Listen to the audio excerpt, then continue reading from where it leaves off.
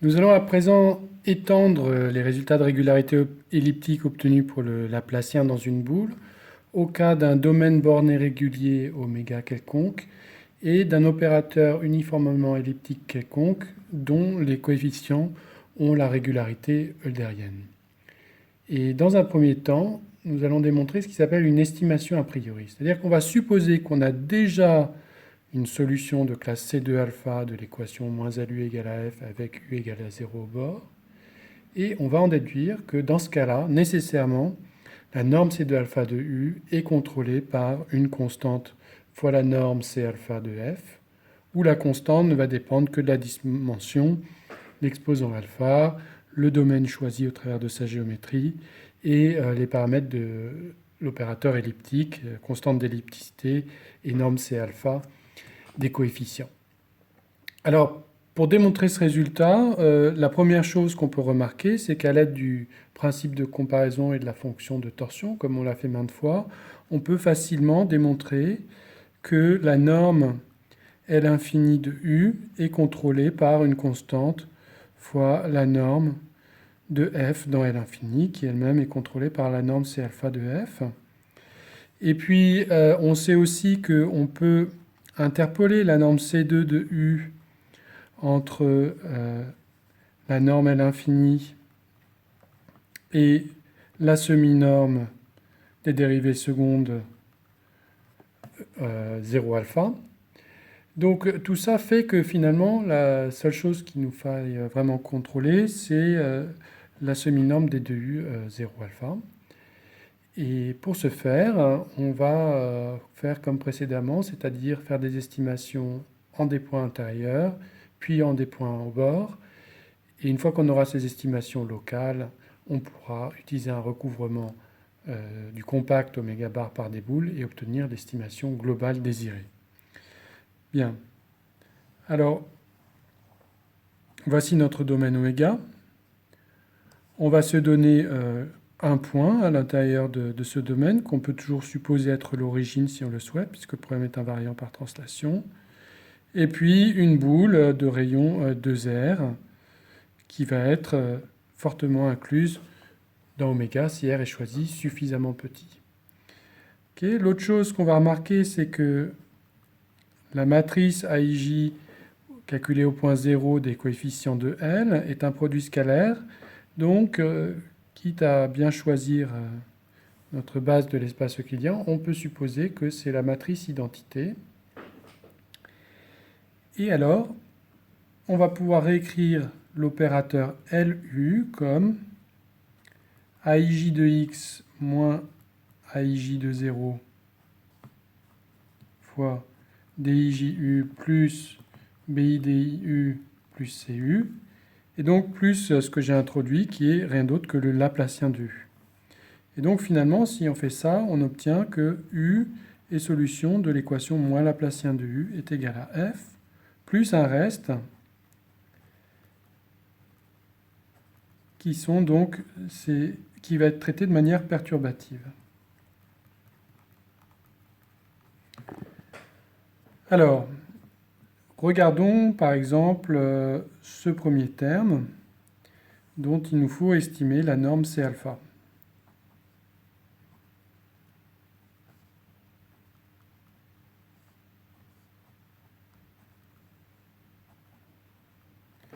Bien. Alors, cette norme C alpha, sur la boule qui on pourrait l'estimer sur la boule de rayon 2R, c'est là où ça nous intéresse. On va pouvoir la contrôler par la norme L infini de AIJ de x moins AIJ de 0 sur cette même boule, fois la norme C alpha de DIJE, plus le terme symétrique qui va être donc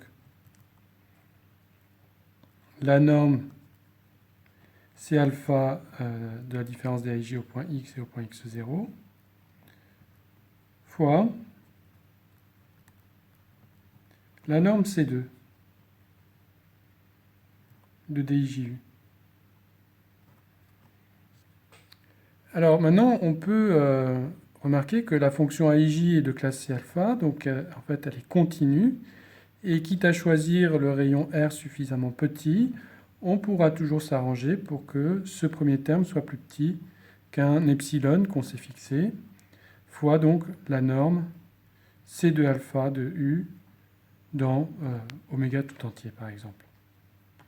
Et puis, le deuxième morceau, on peut le majorer par une constante qui va faire intervenir juste la norme C alpha des coefficients, fois ce coup-ci la norme de U dans C2, qui elle-même peut être interpolée, comme on l'avait vu ici sur oméga, entre la norme L infini et la semi-norme 0 alpha de D2U. Donc tout ça, finalement, on va pouvoir le majorer encore par epsilon prime, ou 2 epsilon si vous voulez, fois la norme de U dans C2 alpha de oméga, plus une grosse constante fois la norme de F dans C alpha. Voilà, donc ça nous contrôle le membre de droite dans l'équation qui est ici. On a contrôlé ce terme-là. Par les mêmes arguments, les termes qui sont ici et les termes qui sont là pourront être contrôlés par les mêmes types de quantités. Et F elle-même est déjà contrôlée par sa norme C alpha. Donc je vous laisse faire les détails pour les deux autres termes, ça n'est pas plus difficile. Donc ça nous donne une estimation intérieure. Et il nous faudra également faire une estimation au bord.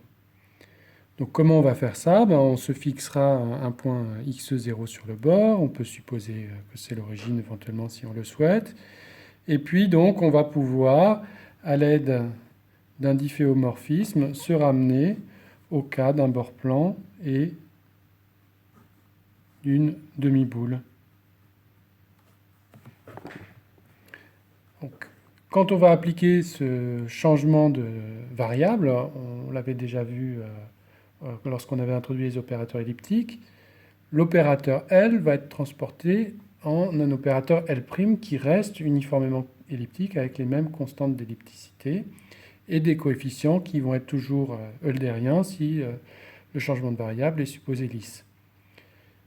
Donc ici, à nouveau, on va pouvoir faire la même technique qu'on a fait jusqu'à présent, c'est-à-dire séparer en gelant le coefficient AIJ de 0 et en supposant qu'il est égal à delta IJ à une rotation de l'espace près, pour faire apparaître une équation perturbative moins laplacien de U est égal à un reste, donc dans une demi-boule, avec la condition de Dirichlet qui sera bien préservée par hypothèse sur la régularité du bord. Et on pourra recommencer le même jeu pour en déduire une estimation de U en norme C2 alpha de la demi-boule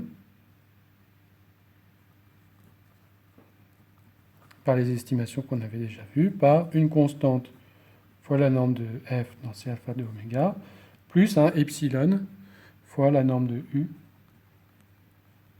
dans C2 alpha de oméga. Bien, alors maintenant on fait notre recouvrement de oméga bar tout entier par un nombre fini de boules où toutes ces estimations ont lieu, et on trouve au final, je laisse faire les détails à nouveau, que la norme globale C2 alpha de U sur oméga sera majorée par une constante plus C epsilon ou epsilon fois elle-même, et donc en choisissant epsilon suffisamment petit, on obtient l'estimation désirée.